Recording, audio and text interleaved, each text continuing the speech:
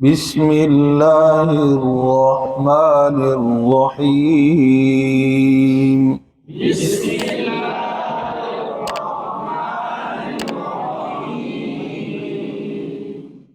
نورانی قاعدہ ہے تختی نمبر 7 اور تھوڑی سی پڑھیں گے 8.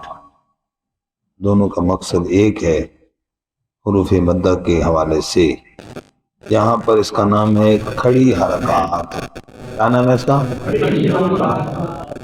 حرکات مؤنث ہے، لہذا کھڑی زبر، کھڑی زیر، الٹی پیش اس کو نام کے اعتبار سے کہنا چاہیے. بعض کہتے ہیں کھڑا زبر کھڑی زیر، یہ ڈبل جو ہے نا نام آ جاتے ہیں، ایک جیسے ہوں آسان ہے. اس کی یہ دلیل بھی آ گئی. تو باقی اگر کوئی کھڑا پڑھے، کھڑی پڑھے، الٹا پڑھے، الٹی پڑھے، یہ ہجا کے آگے پیچھے نام کرنے سے کچھ ہوتا نہیں ہے، لہذا کوئی حرج نہیں ہے. اس پر کہیں بحث نہ کرتے ہیں. اس تختی کی جو ترتیب ہے نا، یہ ہے ترتیب تجویدی. یہ پہلا حرف جو با ہے نا، یہ حرف اقلاب ہے. اس کے بعد یا اور یرملون والے 6 ہیں. پھر اس کے بعد حروف ہلکی 6 ہیں. پھر تا سے لے کر کاف تک یہ 15 حروف اقفا ہیں. اس وجہ سے نام رکھ دیا ترتیب تجویدی. نون ساکن کے قاعدے کے جو نون ساکن کے بعد حروف آتے ہیں نا، اس کے اعتبار سے با، ہلکی، یرملون اور حروف اقفا. ٹھیک ہے جی. اچھا، بہرحال یہ کھڑی زبر میں الف مدہ ہوتا ہے. کھڑی زبر میں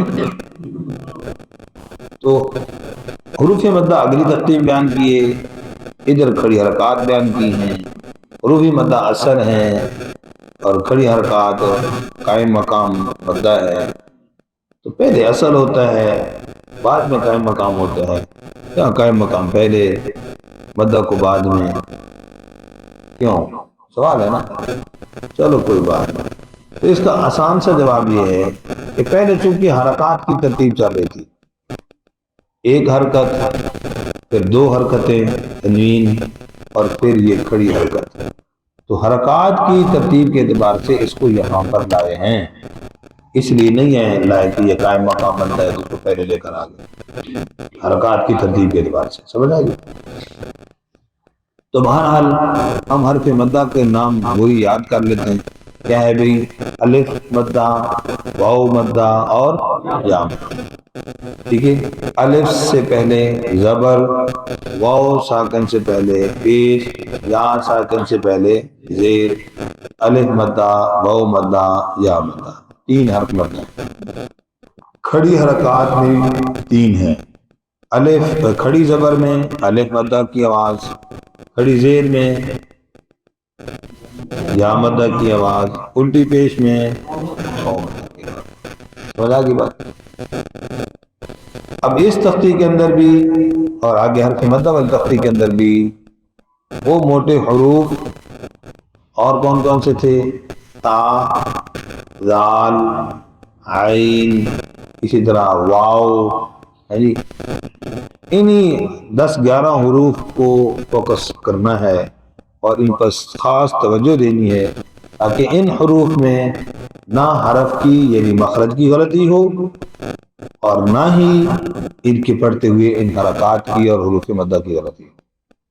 کیونکہ جب اس سے تھوڑی سی توجہ میں کمی آتی ہے تو باقی حرف مدہ واو، لین، الف مدہ، واو، یا، یہ ان چیز پر توجہ چلی جاتی ہے، لیکن حروف کے مخارج پھر خراب ہونے شروع ہو جاتے ہیں.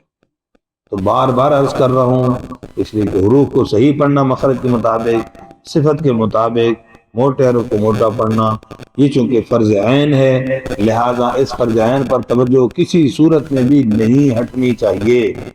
سمجھ آئی بات؟ سن رہے ہیں سب بھائی؟ انشاءاللہ. اچھا، اب چند حروف کا میں یہاں ہجا کروا دیتا ہوں، وہی جو کھڑی حرکت کے ساتھ. پڑھنے کے حوالے سے یہاں پر ایک حرکت لکھی ہے، بالکل ٹھیک ہے. بعض قاعدوں میں ایک حرف کے اوپر 3 حرکت لکھی ہوئی ہے، تو مصحف عثمانی کی رسم کے یہ بات خلاف ہے. ایک حرف پہ کئی حرکتیں نہیں ہوتی، ایک حرف پہ ایک حرکت ہی ہوتی ہے. لہذا اگر ایک حرف یعنی با 3 دفعہ لکھا ہوا ہے، زبر زیر پیش لکھی ہے، تو یہ زیادہ بہتر اور بلکہ صحیح یہی ہے عثمانی رسم کے مطابق. تو پڑھاتے ہوئے اگر نہیں بھی لکھا ہو تو آپ با کے اوپر زبر زیر پہ تینوں پڑھا دیں، کوئی حرج نہیں، پڑھنے میں کوئی حرج نہیں. لیکن لکھنے میں چونکہ مصحف عثمانی کی رسم کی مطابقت ضروری ہے اس لیے. جی دیکھیے، با کھڑی زبر با، با کھڑی زیر بی، با الٹا پیش بو. یوں بچے کو اشارہ کر دیں گے، با بی بو. ٹھیک ہو گیا، آسان ہو گیا. اچھا جی، اب اسی طرح موٹے حروف پر خاص توجہ دینی ہے. عین پر توجہ دینی ہے کہ عین جب پڑھیں گے تو پھر بن جاتا ہے آ، حمزہ بن گیا. ٹھیک ہے، اس لیے عین کھڑی زبر آ،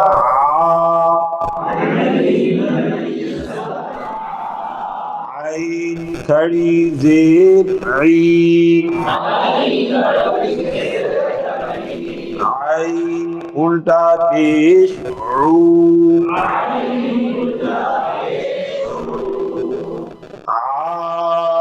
عی عو.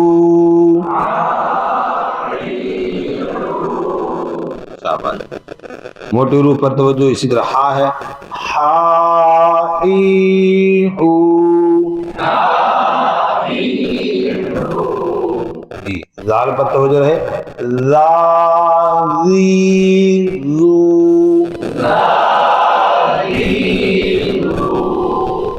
صاد کھڑی زبر صو،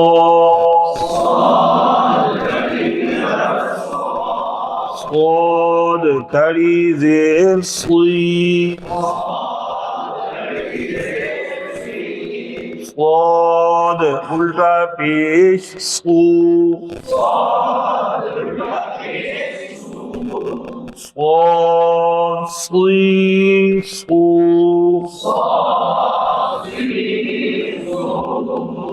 جی صاد صی صو، واو وی وو،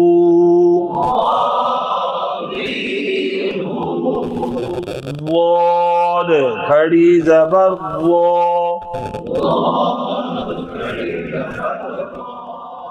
واد کھڑی زیر وی، واد الٹا پیش وو،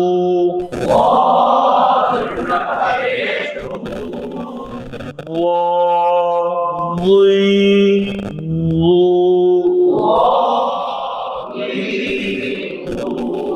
مخرج پر خاص توجہ رہے بھائی. سمجھ آئے گی بات؟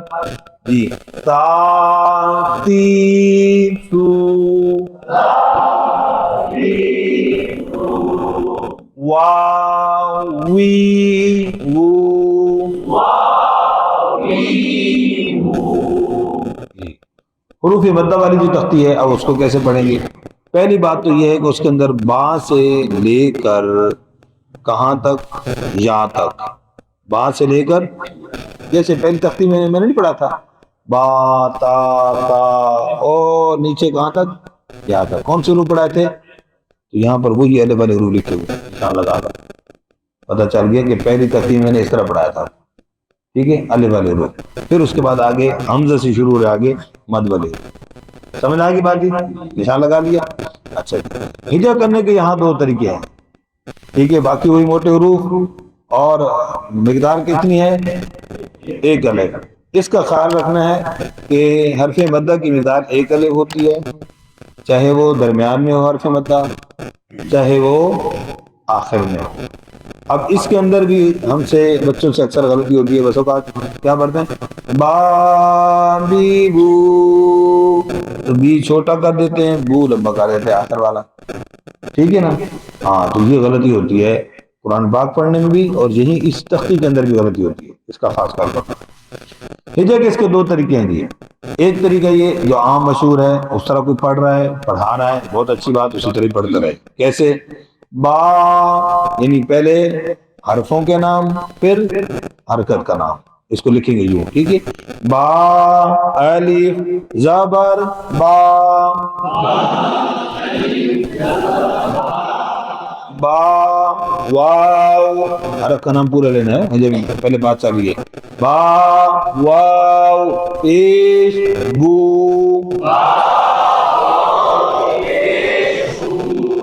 با یا زیر بی، بابو بی،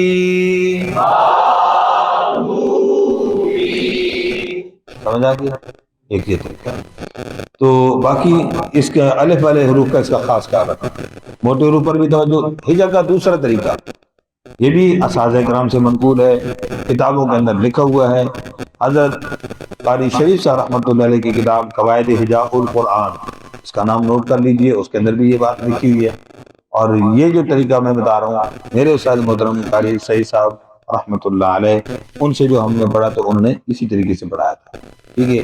اس میں کیا ہوتا ہے، حرف کا نام لیا جس حرف کا، اسی کے ساتھ حرکت کا نام ہے، پھر اگلے حرف کا نام ہے۔ سمجھے بات؟ اب موٹے حرف کو پڑھ رہے ہیں، مثال کے طور پر قو زبر الف قو،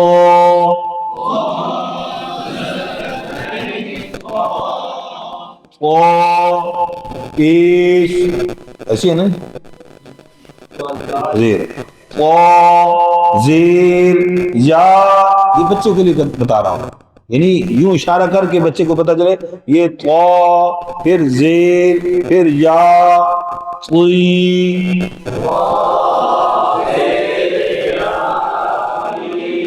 تاکہ پہچان بھی بچے کو رہے، ٹھیک ہے؟ قو پیش واو قو،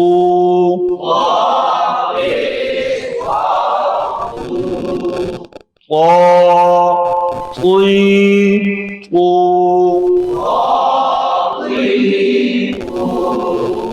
جی یہاں پر کیا ہے، قو قو قی،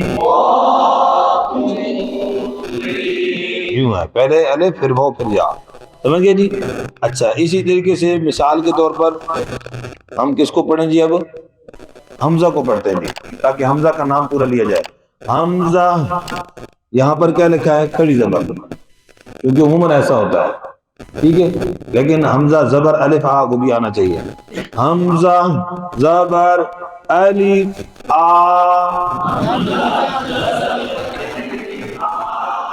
حمزہ پیش واو او،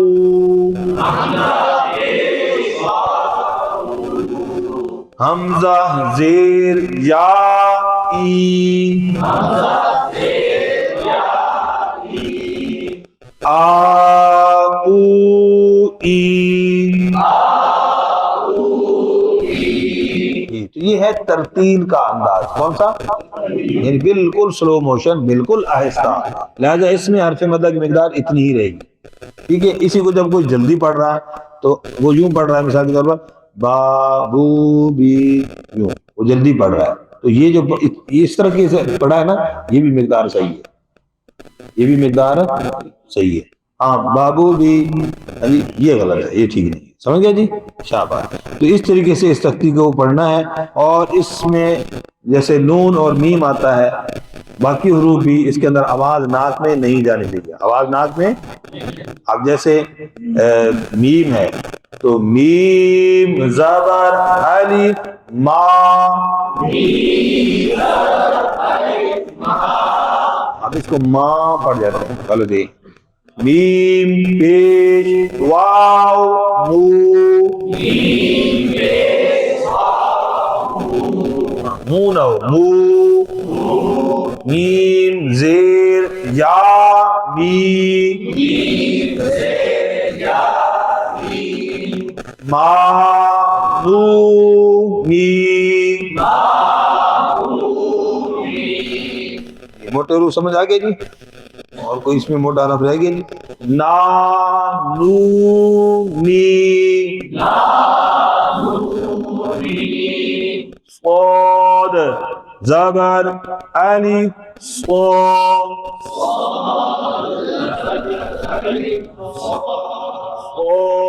پیش واو سو